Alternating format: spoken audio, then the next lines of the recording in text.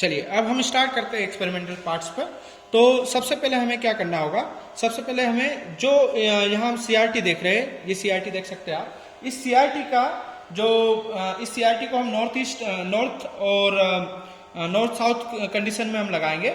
और north south condition में इस तरह हमें इस वजह से लगाएंगे क्योंकि जो इलेक्ट्रॉन है उसका डिफ्लेक्शन जो है वो अर्थ की मैग्नेटिक फील्ड की प्रेजेंस में ना हो। तो इसको हम इस तरह से करते हैं कि जो अर्थ का हॉरिजॉन्टल पार्ट जो है वो इलेक्ट्रॉन के हॉरिजॉन्टल पार्ट के पैरेलल रहे, जिसकी वजह से हमें एक्स्ट्रा डिफ्लेक्शन है वो नहीं मिल पाए। तो ये इस वजह से हम इसको जो है नॉर्थ साउथ डायरेक्शन में रखते हैं और विडन ब्लॉक को हमें जो है ईस्ट वेस्ट डायरेक्शन में रखना होगा। तो देखिए अब सबसे पहले हमने इसको ईस्ट वेस्ट डायरेक्शन में रख दिया है, आप देख सकते हो ये 0 0 पोजिशन, और इसको हमने ईस्ट वेस्ट डायरेक्शन को रख दिया है। अब हम क्या करते हैं, यहां से हम इसको हटाते हैं और हम यहाँ क्या करेंगे, जो सीआरटी है उसे हम रखते हैं। तो सीआरटी को आप देख सकते हैं, सीआरटी का जो ये वाला पार्ट है ये सीधे मैग्नेटिक फील्ड की पैरेलल होना चाहिए। अब यहाँ आप देख सकते हैं यहाँ पर इसमें यहाँ इलेक्ट्रॉन गन है, साथ में अगर हम बात करें यहाँ पर तो 2 इलेक्ट्रिक फील्ड के लिए प्लेट है, ठीक है। और यहाँ पे इस तरह से यहाँ फ्लोरेसेंस स्क्रीन है, देख सकते हैं आप ये। अब मैं इस डिवाइस को चालू कर रहा हूँ, ठीक है। अब आप देख सकते हैं यहाँ पर डिवाइस को चालू करने पर यहाँ पर हमें एक जो है पॉइंट दिखाई दे रहा है, ठीक है। तो ये नॉर्मली अभी आपने इलेक्ट्रिक फील्ड और मैग्नेटिक फील्ड दोनों कुछ भी नहीं लगाया है, मतलब पोटेंशियल भी आपने 0 रखा है और मैग्नेटिक फील्ड भी हमने अप्लाई नहीं किया है। जब मैग्नेटिक फील्ड और इलेक्ट्रिक फील्ड हमने देखा था जैसे कि अगर यहाँ दोनों 0 होंगे या अप्लाई नहीं करेंगे तो ये क्या होगा, सेम आपको स्ट्रेट लाइन में जो इलेक्ट्रॉन बीम है वो सेम स्ट्रेट लाइन में हमें मिलेगी। अब देख सकते हैं यहाँ पर कि ये पावर सप्लाई है, इस पावर सप्लाई में आप देख सकते हो ये फर्स्ट जो है वो इंटेंसिटी होती है, सेकंड जो है वो एक्स डायरेक्शन है और थर्ड जो है फोकस होता है। तो देख सकते हैं आप फ्लोरेसेंट स्क्रीन पे जैसे ही मैंने इंटेंसिटी आपको इंक्रीज की है तो आप देख सकते हो ये इंटेंसिटी इंक्रीज होने पर आप देख सकते हो इसका नंबर ऑफ इलेक्ट्रॉन्स कम या ज्यादा, नंबर ऑफ इंटेंसिटी का मतलब होता है number of electrons per unit area. तो यहाँ देख सकते हैं जैसे ही हमने इंटेंसिटी बढ़ाई तो वो number of electrons per unit area बढ़े हैं और जैसे हमने कम किया तो वही हुआ। अब एक्स डायरेक्शन में इस तरह से हम कर सकते हैं एक्स डायरेक्शन में। थर्ड वाला फोकस, देख सकते हैं आप ये फोकसिंग पॉइंट है, ठीक। तो इस तरह से हम देख सकते हो। और यहाँ आप देख सकते हो कि ये जो है फॉरवर्ड और रिवर्स वोल्टेज है। तो फॉरवर्ड में अगर लेना तो मान लीजिए कि आप +5 वोल्ट चाहिए तो यहाँ ऊपर की तरफ हमें इससे करना पड़ेगा, -5 वोल्टेज चाहिए तो नीचे की तरफ हमें रखना पड़ेगा। ये आप देख सकते हैं ये वोल्टेज स्केल है, ठीक है, 0 से 50 वोल्टेज है। तो हम इसकी रीडिंग जो है +5 वोल्टेज पे लेंगे, +5 वोल्टेज और -5 वोल्टेज पे। अब देखते हैं हम यहाँ पर सबसे पहले 0 अभी हमने वोल्टेज लगाया है और 0 वोल्टेज पे हम देखते हैं कि किस तरह से हम रीडिंग लेंगे इसकी। सबसे पहले हमें जैसे कि आप टेबल देख सकते हैं, टेबल में हम देख सकते हैं कि +5 वोल्टेज है और -5 वोल्टेज है। इस कंडीशन में हम देख सकते हैं कि इनिशियल पोजीशन हमें नोट करना है। तो अभी हम 0 वोल्ट पर इनिशियल पोजीशन हम नोट करेंगे। इनिशियल जो आप देख सकते हैं यहाँ पर ये नीचे की तरफ जब 0 वोल्ट है तो 0.5 के समथिंग है, 0.5 के समथिंग हमारा पॉइंट मिल रहा है, ऑलमोस्टली 0.6 है, इसे हम 0.6 बोल सकते हैं। यहां से हम देख सकते हैं इसको, जी हाँ 0.6 है। तो इनिशियल पोजीशन हम देख सकते हैं जब 0 वोल्ट है, अभी हमने वोल्टेज अप्लाई नहीं किया, 0 वोल्ट है तो 0 वोल्ट पर ये इनिशियल या हम उसे इनिशियल पोजीशन तो 0 वोल्ट पे ही होगी। तो 0.6 mm इसका वैल्यू आया, ठीक है। अब हम +5 वोल्टेज अप्लाई करेंगे। तो +5 वोल्टेज करने पे, सॉरी ये सेंटीमीटर में है, 0.6 सेंटीमीटर। अब यहां से हम +5 वोल्टेज अप्लाई करेंगे। देखिए +5 वोल्टेज किस तरह से अप्लाई किया जा रहा है, ये देख सकते हैं आप, वोल्टेज स्केल जो है +5 वोल्ट पर है। अब +5 वोल्ट पर हम क्या करेंगे, यहां पे हमारे पास जो डिफ्लेक्शन है उसको हम नोट कर लेंगे। तो डिफ्लेक्शन हम देख सकते हैं ऑलमोस्टली नीचे की तरफ 0.6 पे था ये, ठीक है, -0.6 इसको हम बोल सकते हैं। और यह आ रहा है जब फाइनल डिफ्लेक्शन 5 वोल्ट पर, सॉरी इसको 5 वोल्ट ही लिख देंगे हम, ये 0 सेंटीमीटर आया, ठीक है। तो यहाँ टोटल मिला के अगर मैं डिफ्लेक्शन देखूं तो 0.6 सेंटीमीटर डिफ्लेक्शन हो जाएगा, ठीक है। अब यहां से हमें R1 और R2 जो है बार मैग्नेट जो है उसकी पोजीशन हम यहाँ देखेंगे और मैग्नेटिक फील्ड लगाने पे होना क्या चाहिए कि इलेक्ट्रिक फील्ड लगाने पर हम देखा यहाँ पर कि डिफ्लेक्शन हमें मेजर हुआ।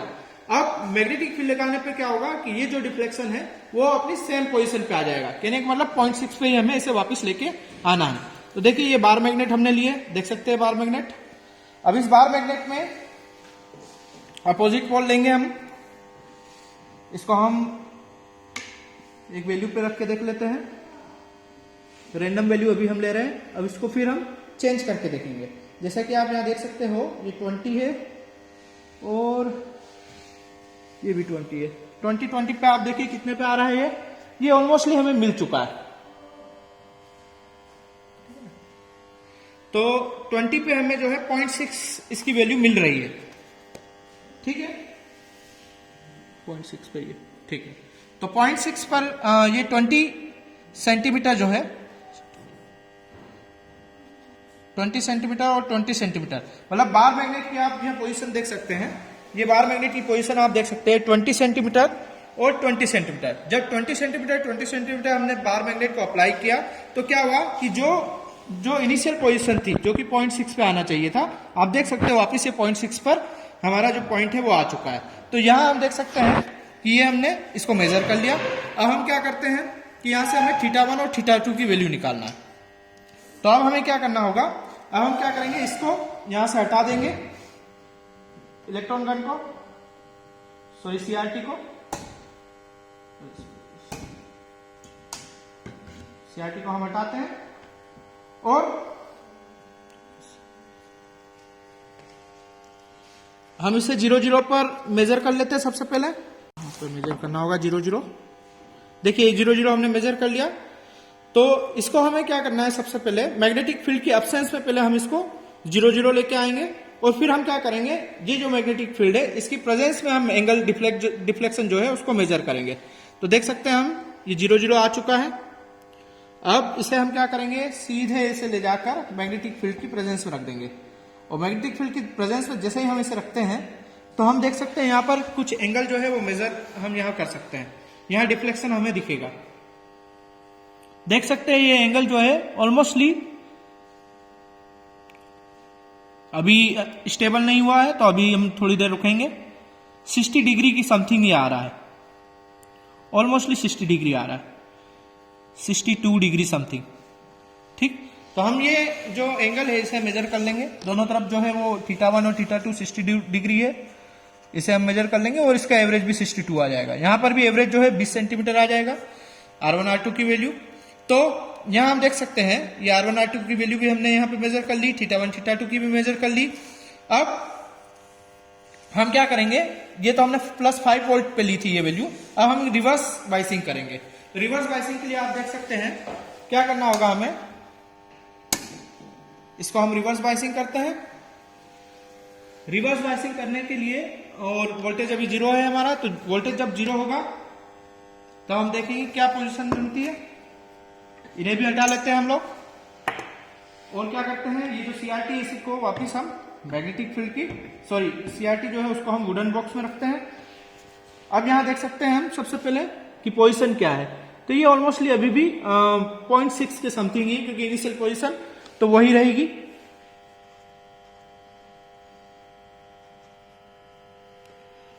ठीक है, तो अब हम क्या करते हैं, फर्स्ट कंडीशन ये वही जो हमने पहले रिपीट की थी उसी तरह से हमें करना है। यहां पे हमने -5 वोल्ट लिया है। अब मैग्नेटिक फील्ड हम वैसे लगा, क्या करेंगे कि रीडिंग नोट कर लेंगे, डिफ्लेक्शन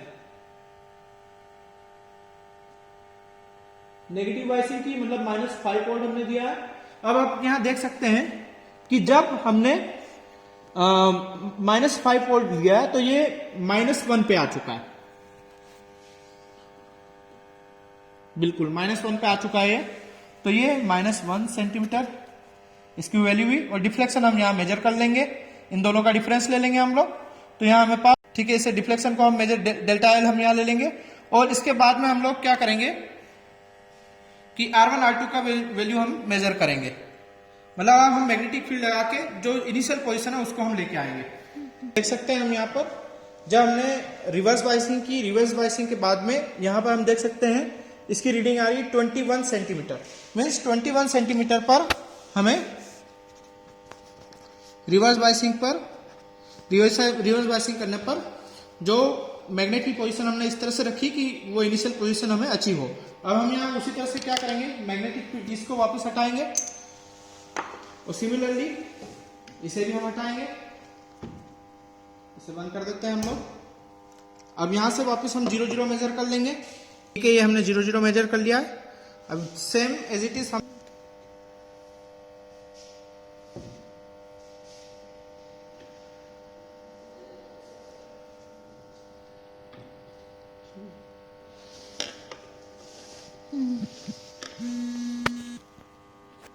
हमने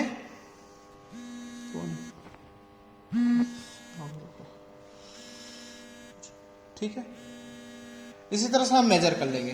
तो सिमिलरली हम इसे मेजर कर लेंगे। और जी हाँ, तो अभी तक हमने जो एक्सपेरिमेंट देखा इसको हम 1 बाय 1 जो है वापस से रिकेप करेंगे। फर्स्ट कंडीशन में हमने ये देखा था कि सबसे पहले हम 0 वोल्ट लगाते हैं, 0 वोल्ट पर देखते हैं कि डिफ्लेक्शन तो नहीं है। तो सबसे पहले तो 0 वोल्ट पे किसी तरह का डिफ्लेक्शन नहीं होगा, क्योंकि जब इलेक्ट्रिक फील्ड और मैग्नेटिक फील्ड 0 होगा तब किसी तरह का कोई डिफ्लेक्शन हमें नहीं मिलेगा। इसका मतलब जो इलेक्ट्रॉन बीम है जो इलेक्ट्रॉन गन से निकल रही है वो क्या होगा, सीधे स्ट्रेट लाइन में मूव करती है। इस वजह से वहां कोई डिफ्लेक्शन हमें नहीं मिलेगा। फिर उसके बाद में हम ये देखते हैं कि जब वहां वोल्टेज हम अप्लाई करते हैं तो वोल्टेज जब अप्लाई करने पर क्या होता है कि एक पोटेंशियल डिफरेंस जनरेट होता है, जिसकी वजह से एक इलेक्ट्रिक फील्ड वहां पर बनती है। और उस इलेक्ट्रिक फील्ड की वजह से क्या होता है कि जो इलेक्ट्रॉन बीम है वो क्या होता है, डिफ्लेक्ट होती है। तो इलेक्ट्रिक फील्ड की वजह से जो है वो इलेक्ट्रॉन बीम डिफ्लेक्ट होती है, तो हम उसका डिफ्लेक्शन को मेजर करेंगे। मान लीजिए कि हम इसमें 2 तरह से वोल्टेज देंगे, एक फर्स्ट फॉरवर्ड बायस और सेकंड रिवर्स बायस। तो फॉरवर्ड बायस में अगर हम +5 वोल्ट लेते हैं एग्जांपल के तौर पर, तो +5 वोल्ट पर हम देखेंगे कि क्या डिफ्लेक्शन हमें मिला है।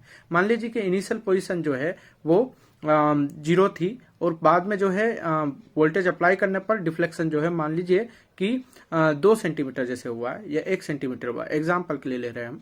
तो 1 सेंटीमीटर या 2 सेंटीमीटर जो भी होता है, तो डेल्टा एल जो है वो कितना हो जाएगा। मान लीजिए कि अगर हम डिफ्लेक्शन हमारे पास आफ्टर ऑल वोल्टेज अप्लाई करने के बाद में अगर 1 सेंटीमीटर हुआ है तो क्या होगा कि 1 सेंटीमीटर उसका डिफ्लेक्शन हो जाएगा। ठीक है, और उसके बाद में हम लोग क्या करते हैं कि वहां से क्या करेंगे, वो डिफ्लेक्शन हम मेजर कर लेते हैं। मेजर करने के बाद में हम क्या करेंगे कि वो जो CRT है उसे हम जो वुडन बॉक्स है उस पर रखेंगे। और वहां से रखने के बाद में हम क्या करेंगे कि जो मैग्नेट है उस मैग्नेट को हम वहां पर लगाएंगे। मैग्नेट को जो वुडन बॉक्स है उस पर रखेंगे और वहां से क्या करेंगे हम लोग कि इस तरह से उसको मेजर करेंगे कि वुडन बॉक्स पे रखेंगे और 5 वोल्ट पर हम क्या करेंगे कि यहां से हम क्या करेंगे कि उसी पोजीशन पर हम इस तरह से मैग्नेट की पोजीशन हम सेट करेंगे कि वहां पर जो डिफ्लेक्शन है वो 0 हो जाए। तो सबसे पहले हम ये काम करेंगे। तो यहाँ हम देखेंगे कि हमने जो हमारी रीडिंग ली है यहाँ पर अभी, तो 20 सेंटीमीटर जब हमने दोनों पोजीशन R1 और R2 को 20 सेंटीमीटर रखा, तब क्या हुआ कि जो डिफ्लेक्शन है मैग्नेटिक फील्ड जो बार मैग्नेट को रखने पर, तो वो डिफ्लेक्शन 0 हो गया। ठीक है, तो इस कंडीशन में यह हुआ कि इलेक्ट्रिक फील्ड और मैग्नेटिक फील्ड दोनों इक्वल हो गए। इसी कंडीशन, इक्विलिब्रियम कंडीशन में क्या होगा, डिफ्लेक्शन 0 हो जाएगा। अब थर्ड जो कंडीशन है उसमें क्या होता है, हम लोग क्या करेंगे कि जो अब हमें एंगल मेजर करना है, तो हम क्या करेंगे उसके लिए कि सबसे पहले हम जो हमारा CRT है, CRT को वुडन बॉक्स से हटा देंगे। और उसके बाद में हम क्या करेंगे कि जो हमारा कंपास बॉक्स है उसको उसी पोजीशन पे, जो मैग्नेट हमने 5 वोल्ट पर जिस मैग्नेट को जहां हमने रखा था 20 सेंटीमीटर पर, उसी पोजीशन पे हम रख देंगे। और कंपास बॉक्स को बाहर हम उसी डायरेक्शन में, जो डायरेक्शन है उसका ईस्ट वेस्ट जो डायरेक्शन उसको हम वहीं सेट कर लेंगे। और उस कंपास बॉक्स को हम क्या करेंगे, वही जो पोजीशन जहां पर आपने मैग्नेट रखे हैं उसी पर उसको हम लेके जाएंगे और वहां से हम क्या करेंगे, एंगल मेजर करेंगे।